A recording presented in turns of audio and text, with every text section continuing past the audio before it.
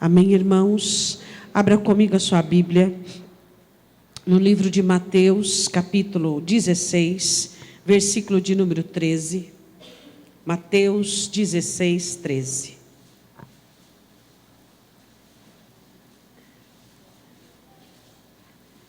Existem algumas coisas em nossas vidas por descuido que nós permitimos com que elas caiam no anonimato ou na insignificância. Um casamento, um bem, a saúde, a vida. Isso acontece quando você, por exemplo, no caso da vida, vê onde uma pessoa tenta suicídio ou busca por não existir mais, não viver mais. Infelizmente, às vezes nós também, não de uma maneira extrema, mas muitas vezes nós desvalorizamos coisas que são muito importantes e algumas coisas caem na insignificância, quando deveriam manter um significado absoluto nas nossas vidas. Mateus 16, 13, uma conversa de Jesus com os seus discípulos. E chegando Jesus às partes de Cesareia de Filipe, interrogou os seus discípulos dizendo: quem dizem os homens ser o Filho do Homem? E eles disseram: uns, João o Batista, outros, Elias, e outros, Jeremias, ou um dos profetas. Disse-lhes ele: e vós, quem dizeis que eu sou? E Simão Pedro respondendo disse: tu és o Cristo, o Filho do Deus vivo. E Jesus respondendo disse: bem-aventurado és tu, Simão Barjonas, porque não te revelou a carne e o sangue, mas meu Pai que estás nos céus. Podemos assentar.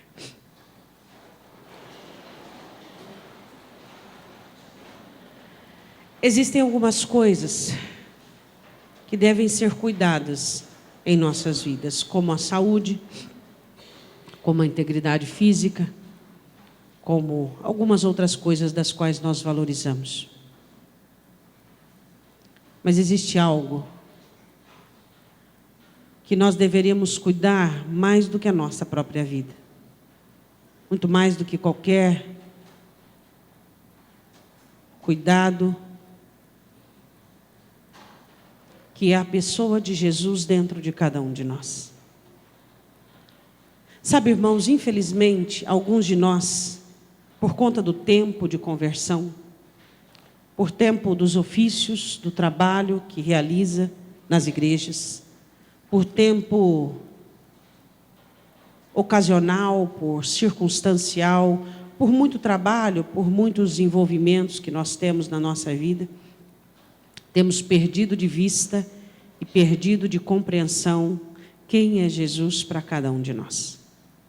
Jesus aborda os seus discípulos perguntando o que as pessoas diziam quem ele era. E eles disseram: Jesus, alguns dizem que o Senhor é João, o que batiza, o João o Batista. Outros dizem que o Senhor é Elias, outros dizem Jeremias e algum dos profetas. E Jesus, olhando para os seus discípulos, disse: e vocês? Quem vocês dizem que eu sou? Porque os outros, não é importante para Jesus saber se ele é o Natal dos beberrões, se ele é a Páscoa ou a Semana Santa dos pecadores assumidos. Jesus não está interessado naquele em que ele é para os que estão lá fora. Não, não. O interesse do Senhor Jesus é olhar para mim e para você e fazer a grande pergunta: quem é, filho, filha, que você diz que eu sou? Quem eu sou para você? Quem eu sou dentro do seu trabalho? Quem eu sou dentro da sua família? Quem eu sou dentro do seu coração? Quem eu sou no ontem que você viveu? Quem eu sou no hoje que você vive? Quem eu sou no futuro que você viverá? Ou até mesmo na eternidade? Será que no seu passado Eu sou aquele que te resgatou das trevas. Eu sou aquele que você abraçou com todas as forças e intento e ensejo. Será que no agora eu sou o alfa e o ômega, o princípio e o fim? Eu sou aquele que dá direção, que ensina? Será que eu sou o provedor do amanhã? E na eternidade eu sou aquele que vai te receber nas portas peroladas do céu, dizendo: entra, filho, sobre o pouco fostes fiel, sobre o muito eu te colocarei. Será que eu ainda sou para você aquele que eu era quando você se converteu, quando eu era o tudo para a sua vida, quando eu preenchia todos os espaços do seu coração, quando não havia dúvidas sobre mim, quando não havia desafios para mim? Quem sabe o Senhor Jesus olha para você e diz assim: sabe que eu me lembro? Eu me lembro que quando você veio para mim, e nos primeiros passos de fé, não havia desafio para o seu Salvador. Tudo que você enfrentava e tudo que você via na sua frente, você dizia: o meu Jesus é poderoso para fazer. Hoje você duvida. Hoje você questiona o meu poder. Hoje você questiona aquilo que eu sou capaz de fazer. E eu também me lembro quando você chegou para mim. A minha vontade era uma ordem cabal para a sua vida. Todos os meus mandamentos eram tidos à risca. Os meus princípios eram as ordenanças principais da sua vida. Hoje você questiona as minhas ordenanças. Você questiona a minha vontade. A sua vontade está acima da minha. Quem eu ainda continuo sendo para você? Hoje, quando eu li esse texto, eu chorei muito. Porque eu fiz a minha grande pergunta que Jesus fez aos seus discípulos. Será que Jesus era aquele, ainda é aquele, que te deixa apaixonado? Que te deixa embriagado de amor, de alegria, de paz? Será que Jesus é aquele que ainda coordena as regras do seu coração? Será que Jesus ainda é para mim e para você aquele que coordena, que dirige as nossas vidas, que a vontade dele é regra absoluta e geral? Ou será que nós temos feito com Jesus o mesmo que muitos de nós temos feito com os nossos relacionamentos humanos? Quando duas pessoas se encontram recentemente, é amor, é beijo, é palavras agradáveis. Depois, quando cai no cotidiano e no comum, é um distanciamento enorme e uma indiferença que acompanha. Será que nós temos feito isso com o relacionamento nosso com o Senhor Jesus Cristo? Ou será que Jesus é ainda aquele que faz cair lágrimas de seus olhos de amor, de paixão? Será que a canção que temos cantado, a última aqui, dizendo: Senhor, eu vou fazer de tudo para te ter mais. Eu quero mais do Senhor, eu quero mais da sua presença, eu quero mais da comunhão contigo, eu quero mais, eu quero obedecer mais, eu quero melhorar, eu quero me parecer mais contigo. Senhor, eu quero mais de ti, porque para mim, quem o Senhor é, não é a carne que me revela, não são as bênçãos que me revelam, não é o que eu tenho conhecido que me revela, não é aquilo que eu aprendo lendo ou ouvindo que me revelam, não. O que eu sei do Senhor é aquilo que o Pai tem revelado ao meu coração, é de contigo andar. Jesus olhou para Pedro e diz assim: você é feliz, meu filho, porque não foi a carne e o sangue, a sua interpretação não é humana. Eu nada tenho a ver com a humanidade que você vive, muitas vezes caótica e pérfida. Quantas vezes nós cometemos o pecado de misturar Jesus com nossa humanidade falida? Assim como Israel, quando Deus fala a Moisés, limitaram o santo de Israel. Quantos de nós temos misturado Jesus com as impotências, com as falências, com as amarguras, com os desprazeres, com a infelicidade que temos? E Jesus está acima de tudo isso, porque não é a carne nem o sangue que tem que nos falar dele. Não é a minha vida, a sua vida, seja ela boa ou ruim. Não são os acontecimentos, não é o seu milagre, não é a sua bênção. Quem tem que falar para você de Jesus Cristo é o Pai. É o Pai que tem que te revelar. É o Pai quem tem que te falar: este é o meu filho amado, obedecei-o, honrai-o. Este é o meu filho amado, este é o Cordeiro de Deus que tira o pecado do mundo. Quem é Jesus para nós? Jesus, para mim e para você, é muito, e também aquilo que nós vamos falar nesta noite. Jesus é aquele que nos deu uma chance e uma oportunidade. Uma única. Jesus é a única oportunidade do ser humano. É a única chance do ser humano. Não existe chance, não existe oportunidade sem Jesus Cristo. E Ele me deu essa chance. E Ele te deu essa chance. E eu vou ser grata a Ele o resto da minha vida. Porque religiões podiam te dar muitas coisas. Até mesmo o mundo pode te dar a paz. Mas só Jesus Cristo nos livra da maldição, da infrutificação. Só Jesus nos dá a vida eterna. Diga glória a Deus. Eu quero que você abra comigo Isaías capítulo 53. O profeta Isaías, em Isaías 53, no versículo de número 5. Jesus é a semente de Deus plantada em nossos corações, das quais nos capacitam a frutificarmos. Só por causa de Jesus nós somos capazes. Isaías 53, versículo 5. Mas Ele foi ferido por causa das nossas transgressões e moído por causa das nossas iniquidades. O castigo que nos traz a paz estava sobre Ele, e pelas suas pisaduras fomos sarados. Todos nós andávamos desgarrados como ovelhas, cada um se desviava pelo seu caminho. Mas o Senhor fez cair sobre Ele a iniquidade de nós todos. Ele foi oprimido e afligido, mas não abriu a sua boca. Como um cordeiro foi levado ao matadouro, e como a ovelha muda perante os seus tosqueadores, assim Ele não abriu a sua boca. Resultado. Qual era o resultado que Deus esperava de tudo isso aqui? Eu olhando para a cruz, eu olhando para Jesus Cristo, que levava, vamos fazer uso. O salmista escreve no Salmo 126, e ele fala sobre Israel, sobre o desejo que Israel tinha de desfrutar da libertação de novo. E tem um texto muito conhecido, em Salmo 126, versículos 5 e 6, aqueles que semeiam com lágrimas ceifarão com alegria, porque aquele que leva a preciosa semente andando e chorando, voltará com os seus feixes sorrindo.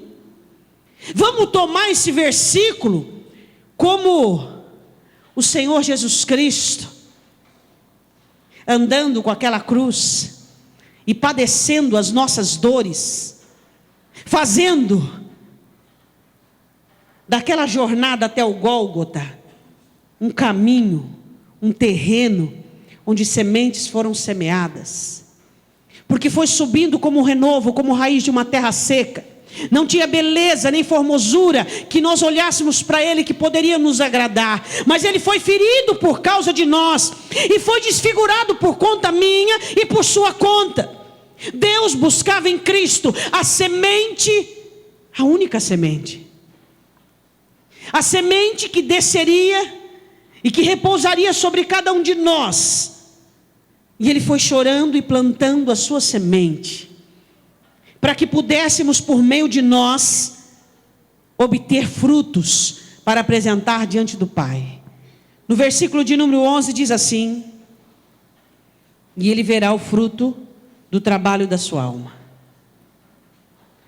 Qual é o fruto que eu tenho sido do trabalho da alma do Senhor Jesus?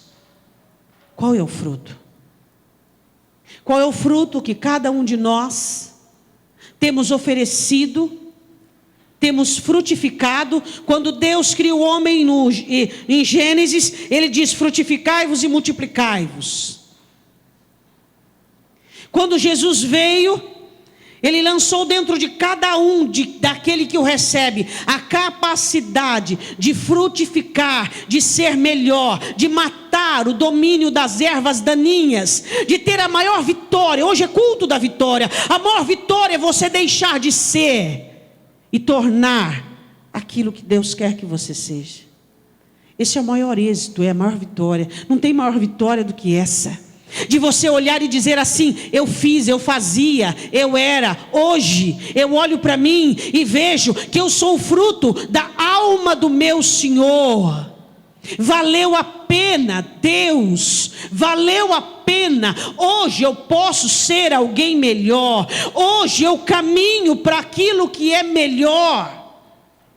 E ele diz assim: e verá o fruto da sua alma e ficará satisfeito. Eu sou uma satisfação ou um desgosto para o meu Senhor?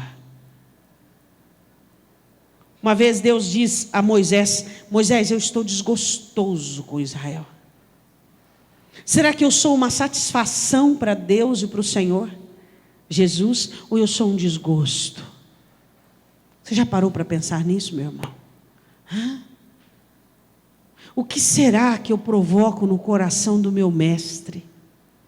Será que eu tenho revivido ou vivido informações humanas, revelações humanas do meu Senhor, limitando, misturando o evangelho, a palavra dele, o poder dele que é santo, com as minhas misérias, dizendo: não, eu não posso, não, eu não consigo, não, comigo não dá certo, eu sou assim mesmo. Será que eu estou, em minha interpretação vã, despotencializando todo esse potencial que jamais será despotencializado por qualquer irracionalidade humana? Será que nós temos informações sobre Jesus Cristo vindas de Deus o Pai? Esse é o meu filho amado, ouvi-o. Se nós ouvíssemos mais Jesus, choraríamos menos, sofríamos menos, pecaríamos muito menos.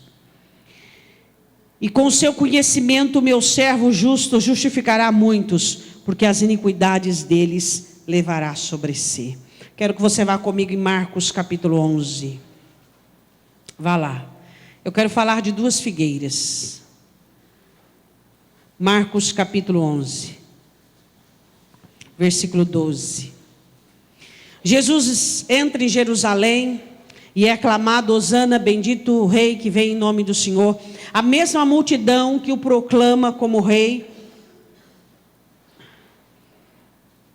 aquele que vem em nome do Senhor, a mesma multidão que dizia: crucificam.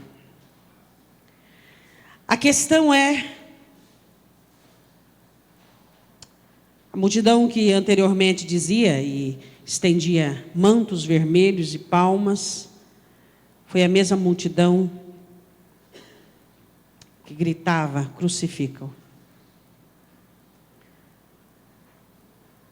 Jesus saindo para encontrar pouso em Betânia. Versículo 12: no dia seguinte, quando saíram de Betânia, estava voltando, teve fome. E quando a palavra fome, ela está ligada no mesmo texto, na mesma frase com Jesus, eu me lembro de um texto. Você se lembra de um texto? Quando o Senhor Jesus revela uma palavra profética no juízo, onde ele olhará para alguns e dizendo assim: eu na terra tive fome e você não me deu de comer. Eu fui estrangeiro e você não hospedou-me. Eu estive enfermo e você não foi me visitar. Eu tive nu e não me vestiste. Mas espera aí, quando é que aconteceu isso aí? Quando? Quando um fraco, quando um doente, sabe, um doente que não era tão sadio quanto você, que não era tão inteligente quanto você, muitas vezes enfermo com seus problemas, você não teve misericórdia dele. É aquilo que eu disse esses dias. As pessoas só conseguem olhar e buscar o Jesus glorificado, o Jesus dos montes. Elas não conseguem enxergar o Jesus dentro das pessoas que estão sofrendo, dos doentes, dos nus, dos pobres, dos famintos, dos estrangeiros. O meu Jesus, que também está nos montes e na exaltação, também está no coração e na vida daquele que sofre.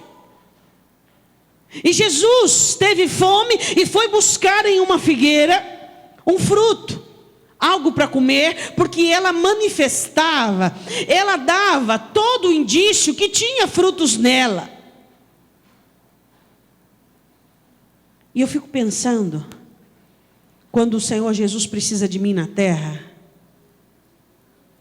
se eu tenho sido uma figueira, que não só dou indícios de fruto, mas eu realmente tenho fruto.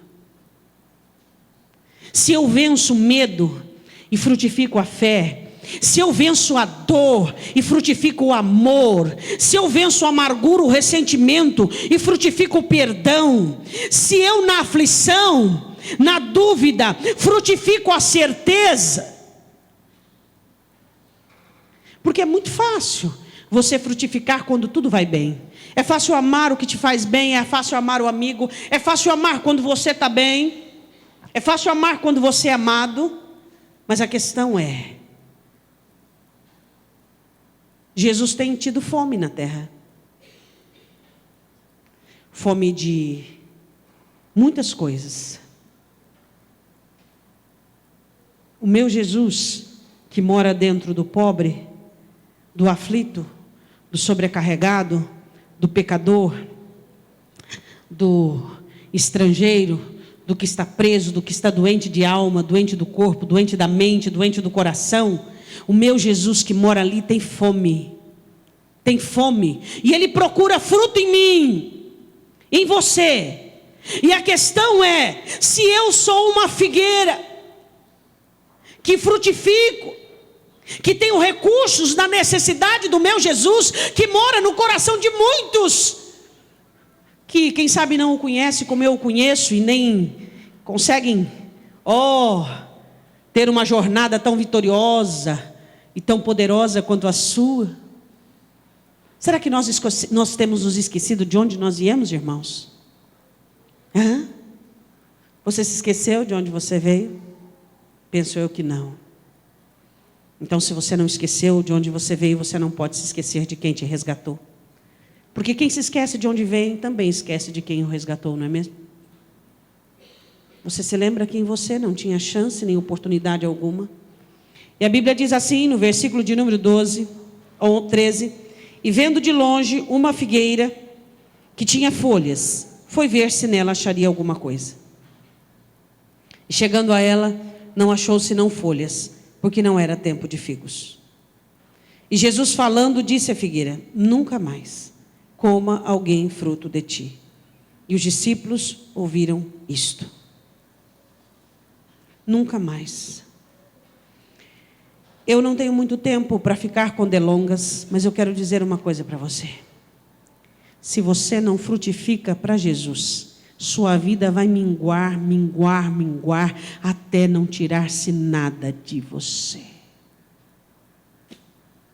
Nunca mais. Nunca mais. Só Jesus é a fonte da sua frutificação como pai, como mãe, como empresário, como funcionário, como irmão, seja lá o que for, em qualquer área da sua vida.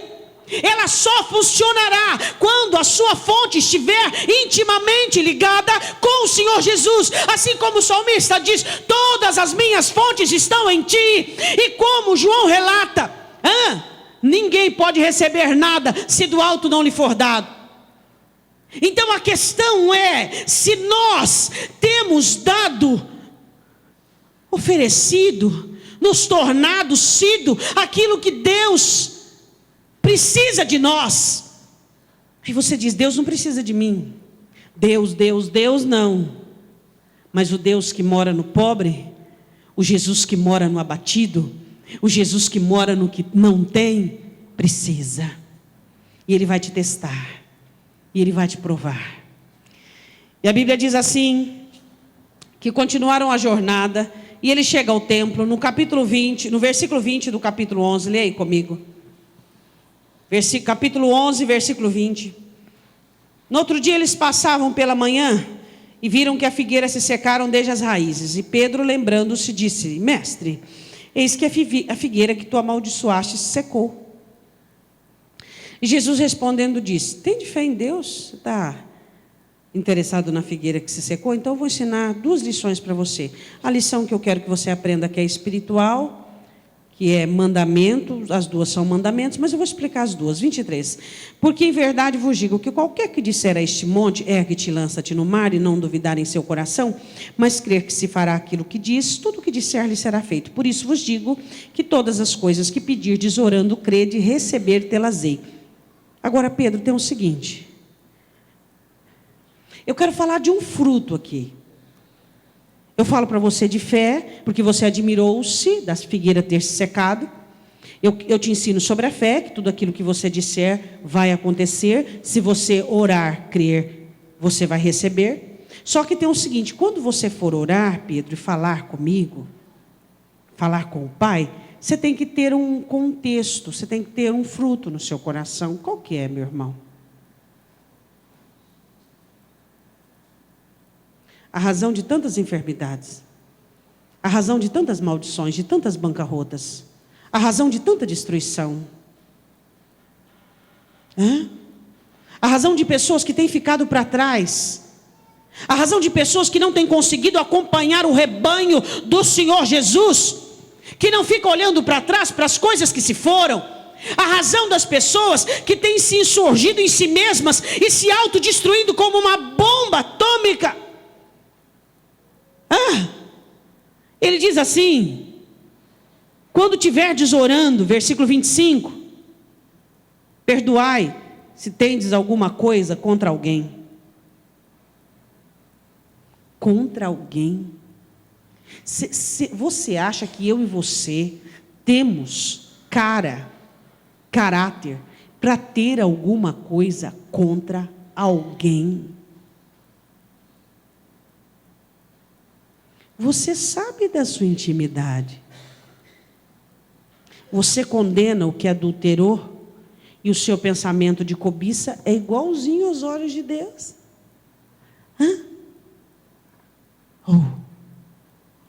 Ele diz assim, se vocês tiverem algo contra alguém, você não sabe? Paulo diz em 2 Coríntios 2, vocês precisam perdoar para que vocês não sejam vencidos por Satanás, porque não ignoramos os seus ardis. 2 Coríntios 2, 10 e 11. Paulo dizendo à igreja, vocês perdoem, porque os ardis de Satanás são inúmeros, e ele vai vencer vocês, se vocês não perdoarem. Jesus diz assim, é até estranho falar em perdão. Eu, falar a verdade, eu me constranjo. Eu não tenho cara para perdoar ninguém. Eu não tenho cara para perdoar ninguém. Você tem cara para perdoar alguém? Você leu Isaías 53. Você é culpado das ofensas. Você é culpado das feridas. Você foi quem levou o teu Senhor na cruz. Agora, uma coisinha humana aqui, outra coisinha humana ali. O seu cônjuge te traiu, tá? Vamos perdoar 100%, literalmente. Não quero mais, tá? Você tem direito, não quer, mas vai perdoar 100%, porque o que Deus mais abomina é essa situação assim, ó, vai, não vai, não é, sim, não, passou disso, é do maligno. Perdão é absoluto.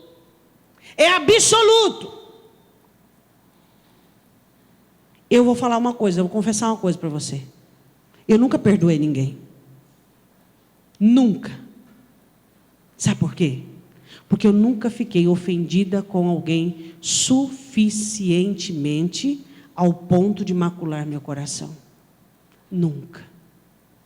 Nunca precisei trabalhar perdão, nunca precisei trabalhar nada. Por quê? Porque quando vem as ofensas, eu lembro das minhas, eu lembro dos meus. Eu lembro das minhas falhas, dos meus pecados, da minha situação. Quantos lares sentenciados e vidas sentenciadas porque falta perdão nos relacionamentos de pais e filhos, filhos e pais, de cônjuges. Ei, meu irmão, perdoar o quê? O quê? Fala para mim o que você tem que perdoar de um ser humano que ele faz com você. Fala para mim. Fala para mim. O quê? Só se nós formos muito cegos para não enxergar aquilo que foi feito por nós na cruz. E ele continua dizendo assim, ó, Mas se vós não perdoardes, aí você diz assim, pastora, e aquela pessoa que não gosta de mim, mas eu não fiz nada para ela? Deixa ela na mão do juiz. Existem pessoas que não gostam de você e diretamente você não fez nada. Esquece, não vai se embaraçar com isso aí não. Não se embaraça, larga de largo. É de largo, é de largo. Você tem que deixar de largo, deixa na mão dele. Aí ele diz assim, se vós não perdoardes também vosso Pai que está nos céus. Olha aqui a maldição. Vamos ver o 25, a parte B. Se tendes alguma coisa contra alguém, para que o vosso Pai que está nos céus vos perdoe as vossas ofensas. Diga assim, o meu perdão. É até ridículo falar isso, mas tudo bem, vamos falar. Diga de novo, o meu perdão. Para com o meu irmão. Refere-se diretamente ao perdão de Deus para mim. É até ridículo falar que a gente tem que perdoar o irmão, mas tudo bem, já que está no texto, vamos falar. É ridículo você ter que perdoar uma pessoa. É ridículo, eu acho ridículo isso aí. Eu adulterei, eu traí, você me perdoa? Está perdoado aí, fez. Agora, coisas técnicas, viver com você ou não. Mas o que Jesus fez por mim, o que Ele perdoou, o que Ele... Não, isso aí, meu filho, isso aí não é nada. Você não sabe do culto a metade. O que Jesus fez por mim, você não sabe a metade. É ou não é? E seus segredinhos, aqueles pensamentozinhos, aquelas coisinhas que vêm sobre a sua vida, que Jesus conversa, perdoa, ajuda. Aí você vira legalista e juiz na vida do seu irmão, na vida do seu cônjuge, na vida dos seus filhos. Aí ele diz assim, olha aqui a maldição, mas se vós não perdoardes também vosso Pai, que está nos céus, vos não perdoará as vossas ofensas. Você está vendo aqui Jesus falando de uma maldição. Se você não perdoar seu irmão, Jesus diz, você não terá perdão. A maldição. Quer maldição pior que essa? Você orar e o céu se tornar de bronze? Você não ter perdão? Não tendo perdão, não tem, acabou. Tua morada no céu já foi, meu irmão. Adiós. Não adianta ficar lendo João 14, não, e nem acreditando. Não tem perdão na terra, não tem perdão no céu, não tem lugar no céu. É igual aquela questão. Um dia, eu confrontando duas pessoas que não se gostavam, e eu perguntei, escuta, peraí, vocês dois não se gostam. Então vamos lá, Jesus volta agora, qual dos dois vai para o céu? Um deles disse assim sabiamente, nenhum de nós. Eu falei, correto, nenhum vai. Deus não quer saber se você tem razão, se não tem. Igual esses dias eu preguei, você não tem razão, você tem que ter Jesus. Nós não temos razão, nós temos Jesus. Então a questão é, Jesus aqui estava falando sobre a maldição. Qual é a maldição? Quer maldição pior que essa? Você não ter perdão? Quer maldição pior que essa? Você não alcançar perdão de Deus? Para mim, não existe maldição pior que essa. Para mim não existe. Não existe maldição de enfermidade, não existe maldição de prosperidade, nada. A pior maldição que existe é você estar desligado de Deus por conta de um sentimento que você preferiu ao invés de Deus. Eu quero que você vá comigo em Marcos capítulo 11. Não, nós já estamos em Lucas capítulo 13. Eu gosto muito desse texto, sabia? A figueira infrutífera. Eu quero falar sobre a bênção do arrependimento. A bênção da chance. Jesus estava ensinando a disciplina do arrependimento aos seus discípulos. E ele aproveita o assunto para falar sobre a figueira. A importância, a chance que você teve. Se dá conta da chance que você teve em Jesus Cristo? Quando você entra lá no seu quarto, e como todo bom cristão, você senta lá na beira da sua cama, você dobra o seu joelho, e aí você começa a pensar na sua vida, e aí você começa a rebobinar algumas cenas, e você começa a enxergar Deus, o Senhor Jesus, a graça, o poder, o livramento, e você se envergonha, e se intimida, e é tomado por um sentimento dolorido, e você olha e diz assim: quem sou eu para que cuidasses de mim dessa maneira? Quem sou eu para ter recebido tal oportunidade? Quem somos nós? Quem somos nós? Quem dizemos que Jesus é? Jesus é aquele que me ensinou que o perdão é dever, e é questão de comunhão, interfere diretamente a minha salvação. Jesus me ensinou que eu tenho dever e obrigação de perdoar, de esquecer o que foi. Que dificuldade que os crentes têm de esquecer o passado. O passado, quando você viveu no presente, já não era bom. Que dirá fedido do jeito que está, porque já foi. Se quando você come uma coisa já não é boa, você imagina ela a semana que vem, o mês que vem, fica pior ainda. Se quando você viveu uma coisa ruim lá atrás já não estava bom, você vai ainda continuar olhando para trás e vivendo lá atrás? Que isso? Isso é loucura.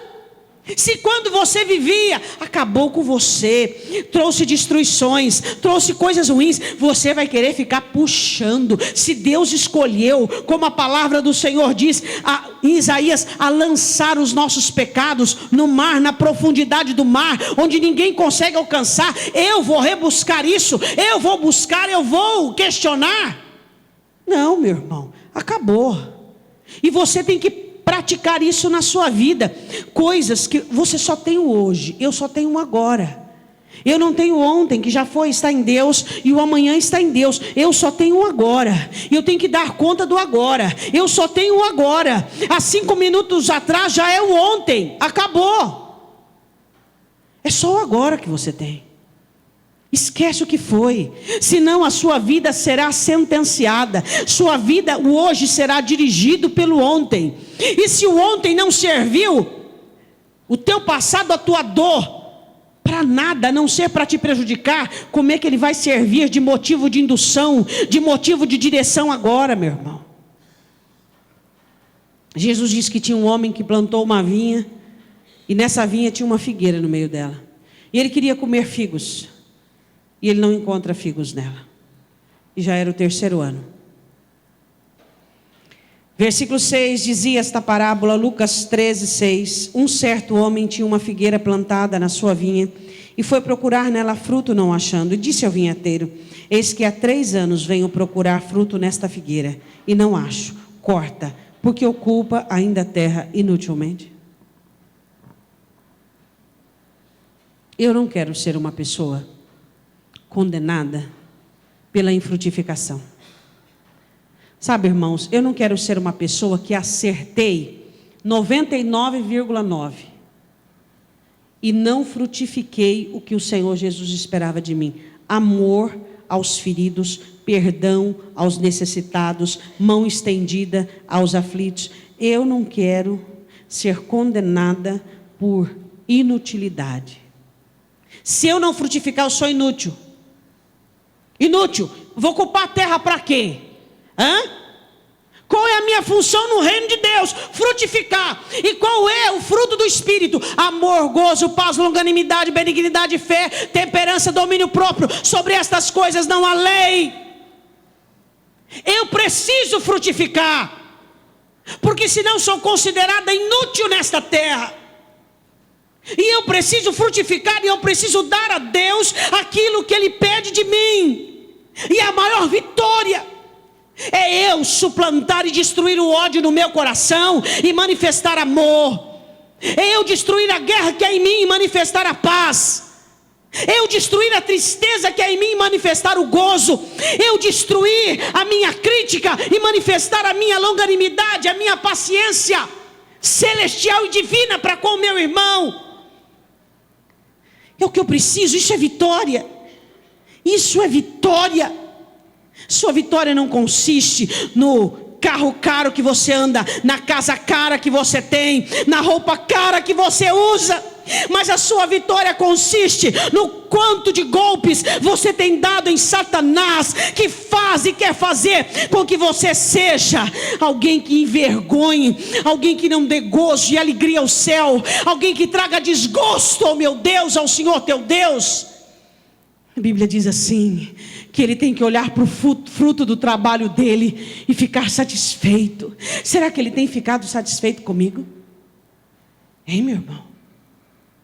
Ah, pastora, mas a senhora prega, a senhora visita, a senhora atende. Isso não tem nada com fruto. Eu posso fazer tudo isso e ir para o inferno, porque isso é dom que ele me deu. É natural, eu não faço esforço. Eu não faço esforço para isso. É natural, é dele. Então se é dele não é meu, e eu não vou ter mérito com isso. Agora, o fruto, aí é meu. Passar por cima do ódio e ter amor. Passar por cima da tristeza e ter gozo. Passar por cima da guerra e manifestar paz. Passar por cima da crítica, da maledicência e ser longânime e paciente com meu irmão. Passar por cima de toda a fúria e ser temperado, ter temperança, ter domínio próprio. Isso é fruto. Isso é fruto. Isso é meu. Essa é a minha vitória. Essa é a minha vitória sobre o mal que foi semeado no Éden, no coração humano. Essa é a minha vitória, que só é possível porque foi semeada outra semente sobre a semente má que havia no meu coração. E essa semente é Jesus Cristo, porque Ele foi como uma semente de uma terra seca. Meu coração, seu coração, mas nasceu. Hoje nós podemos ter vitória. Hoje nós podemos vencer o mal que existe dentro de nós e dizer aleluia, glória a Deus. Eu posso frutificar, eu posso dar testemunho, eu posso amar quem me odeia, eu posso amar quem me faz mal. Isso é sobrenatural, Senhor. Isso não é humano. Isso, Senhor, me capacitou para fazer. A semente celestial, essa é a minha vitória. E a vitória é que eu vou chegar com o Senhor e apresentar aos pés dele. Porque muitos naquele dia vão dizer assim: eu preguei em teu nome, eu expulsei demônios em teu nome, eu atendi em teu nome, eu visitei em teu nome, e eu não te conheço. Onde é que o Senhor estava? Eu estava no aflito que você desprezou. Eu estava no pecador, no caído que você rotulou. Eu estava no fraco que você não se achegou. Eu estava ali esperando você e você virou as costas para mim. Você queria o Deus da glória, o Deus da exaltação, mas o mesmo Deus de glória e de exaltação é o Deus que está no cansado, no abatido, no sobrecarregado. Isso é ser crente, o resto é balela. Isso é ser filho de Deus, o resto é conto de carochinha. O resto você pode chamar de qualquer outra coisa. Sermão, liturgia de culto, qualquer trem. Isso é cristianismo. Isso é cristianismo. Pode falar em quantas línguas estranhas quiser, pode ter todos os dons, mas se você não frutificar, a conclusão que o céu chega é que eu e você somos inúteis, não servimos para nada. Não nos tornemos inúteis. Quem é Jesus para você? Ainda é aquele que morreu por você na cruz? Ainda é aquele que disse o segundo mandamento: ame o teu próximo como a ti mesmo? É ainda aquele que tirou você do lamaçal, do lodo, da lama do inferno e te trouxe para a luz e te disse: agora vai, faz o que eu fiz com você, faz o que alguém fez com você, agora vai e faz. Esse é o Jesus que nós ainda conhecemos? O Jesus que nos ama e nos perdoa e nos ensina a amar e perdoar? Eu tenho medo de fazer isso e esquecer aquilo. E o aquilo, ser o isso de Deus. Porque isso é o que está perto. Você aprendeu na escola, lembra? E aquilo é o que está longe. Quem sabe eu faço o isso, ou isto, mais perto ainda. Mas o meu isto, ou o meu isso, não é o isso ou o isto de Deus.